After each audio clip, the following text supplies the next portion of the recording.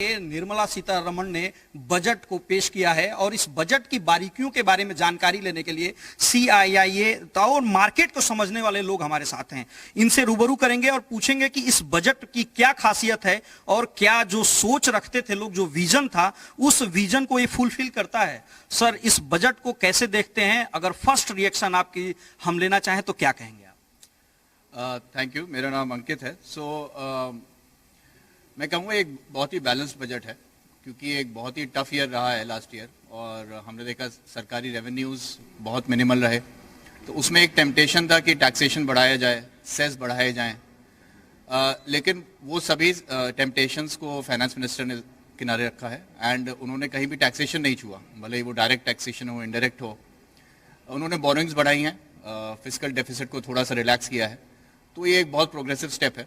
And बाकी investments में उन्होंने पूरा जोर दिया है, कैपिटल इन्वेस्टमेंट्स पे, जो ग्राउंड अप रिफॉर्म्स है उन पे पूरा जोर दिया है। तो बहुत ही बैलेंस्ड बजट है। आई will give full marks. Full marks. Covid का ये बजट है सर, हम लोग इस बात को जान भी रहे थे और प्रधानमंत्री ने पहले ही एक बात कही थी कि पार्ट ऑफ बजट है जो लगातार उन्होंने पिछले दिनों जारी किया था। तो आप इसको कैसे देखते हैं? नमस्कार, मेरा नाम ध्रुव सेठ है।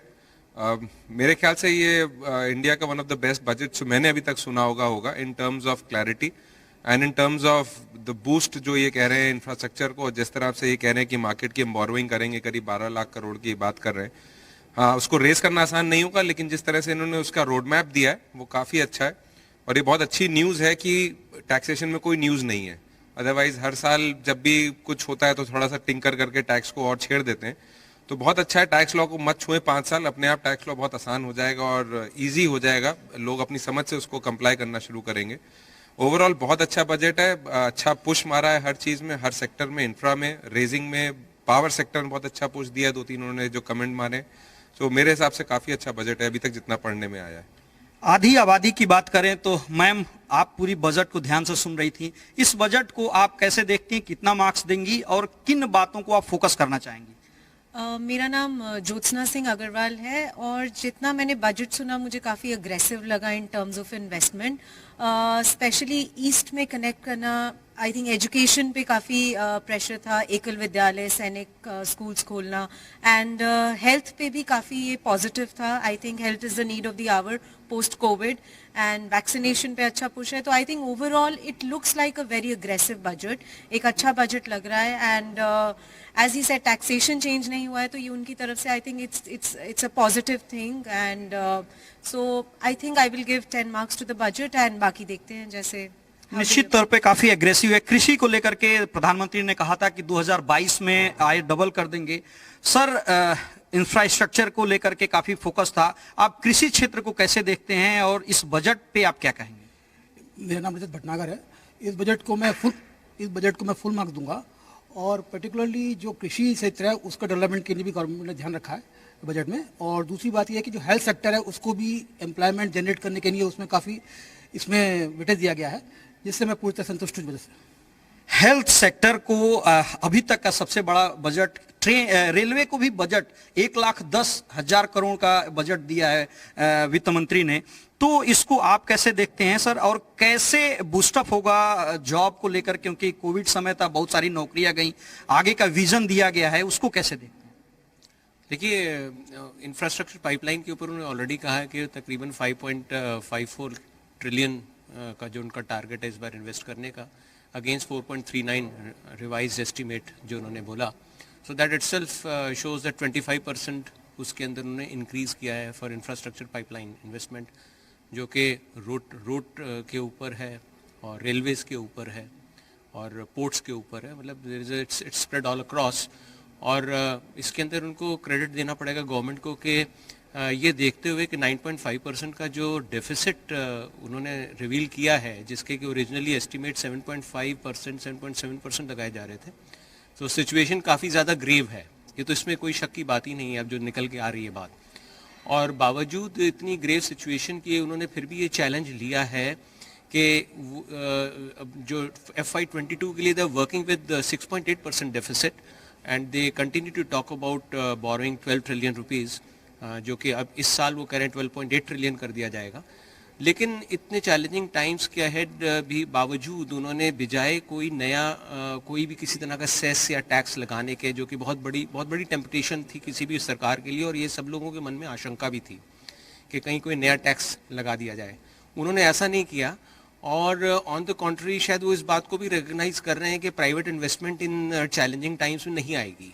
सो इकोनॉमी को बरकरार रखने के लिए अपने ग्रोथ पाथ के ऊपर गवर्नमेंट के पास सबसे बड़ा जो एक ही विकल्प है कि वो खुद इंफ्रास्ट्रक्चर के अंदर कैपिटल एक्सपेंडिचर करें, और इसी बात की उन्होंने इंडिकेशन भी दी है कि वो इन रेलवेज़ में, रोडवेज़ में, नेशनल हाईवेज़ के अंदर उन्होंने काफ़ी बड़ी लंबी चौड़ी उन्होंने इन्वेस्टमेंट के बारे में बताया, प्लान्स बताए, इसी तरह रिपोर्ट्स के ऊपर बताया। सो उस डायरेक्शन में उनका बिल्कुल सही जो होना चाहिए उसी डायरेक्शन में जा रहे हैं, और ये एक बहुत ही कमेंडेबल बात है सारी।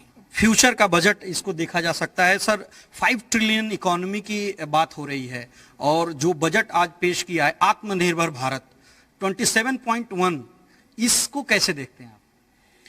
आज के परिप्रेक्ष्य में $5 ट्रिलियन इकोनॉमी कितनी अचीवेबल है कि नहीं, वो एक थोड़ा सा प्रश्न चिन्ह है। परंतु जैसा मेरे कोलीग्स ने बोला, इस बजट की शायद महत्वपूर्ण बिंदु इसमें यही है कि एक तरफ टैक्सेशन नहीं बढ़ाया गया, दूसरी तरफ कंज्यूमर स्पेंडिंग को बूस्ट करने के लिए अलग अलग इनिशिएटिव्स लिए गए, कैपिटल एक्सपेंडिचर बढ़ाया गया, इंफ्रास्ट्रक्चर में पुश बढ़ाया गया गवर्नमेंट का। और शायद इससे इस समय हम लोग, इस कठिन समय से हम लोग गुजर रहे हैं, अगर 6.5-7% की फिजिकल डेफिसिट पर भी अगर इकोनॉमी की ग्रोथ अगर बरकरार रहती है, तो मेरे ख्याल से इस समय शायद $5 ट्रिलियन इकोनॉमी का शायद सही समय नहीं होगा उस टारगेट को अचीव करने का, उसके लिए समय आगे है। आज देश को नॉर्मलाइज करके बैलेंस करने की आवश्यकता ज्यादा है। यूथ के लिए कैसे देखते हैं इस बजट? एजुकेशन पे कुछ उन्होंने स्टेप्स का अनाउंस किया है। एजुकेशन पॉलिसी को उन्होंने कहा है ब्रॉड बेस करेंगे, कुछ नए रिसर्च अपॉर्चुनिटीज उन्होंने कहा है ग्रो करेंगे, एक वो पॉजिटिव मुझे दिखा। दूसरा, मेरे हिसाब से आज की तारीख में for the upcoming youth of this country there is nothing other than creation of jobs, जो मेरे हिसाब से इस बजट में थोड़ा सा शायद ये पॉसिबल हो पाएगा। बिल्कुल सही कहा आपने, लेकिन खास तौर से मिडिल क्लास को लेकर के लगातार बात होती रही है। लोग बहुत ज्यादा अपेक्षा रखते हैं कि मिडिल क्लास को ध्यान में दिया जाएगा। मिडिल क्लास को लेकर क्या कहेंगे? क्या कोविड की वजह से उन लोगों को अभी संतोष करना चाहिए आगे फ्यूचर के लिए, या मायूसी हाथ लगी उनको? नहीं, देखिए, एक्सपेक्टेशन तो हर सोसाइटी के हर सेगमेंट की थी, एमएसएमईज की भी थी, कंपनीज की भी थी, बड़ी कंपनीज की भी थी, और मिडिल क्लासेस की भी थी। हर कोई ये एक्सपेक्ट तो ये हर किसी के मन में ये तो एक इच्छा तो थी कि किसी ना किसी फॉर्म में शायद टैक्स रिडक्शन आए, और शायद थोड़ा सा उनको एडिशनल कुछ पैसा उनकी जेबों में छोड़ दिया जाए जो कि उनके काम आएगा। लेकिन इस बात को भी नहीं नकारा जा सकता कि जितनी उन्होंने ग्रेव सिचुएशन, जो 9.5% डेफिसिट कोई छोटा मोटा नहीं, बहुत बड़ा डेफिसिट है। और 12 ट्रिलियन, देखिए 7.8 ट्रिलियन की बोरोइंग की ओरिजिनल बात थी पिछले साल बजट एस्टीमेट में, जिसको 12 ट्रिलियन ऑलरेडी बढ़ा दिया गया था। ऐसा लग रहा था कि शायद 12 ट्रिलियन नहीं करेंगे, लेकिन अब उन्होंने बताया कि बल्कि 12.8 ट्रिलियन पे जा रहे हैं।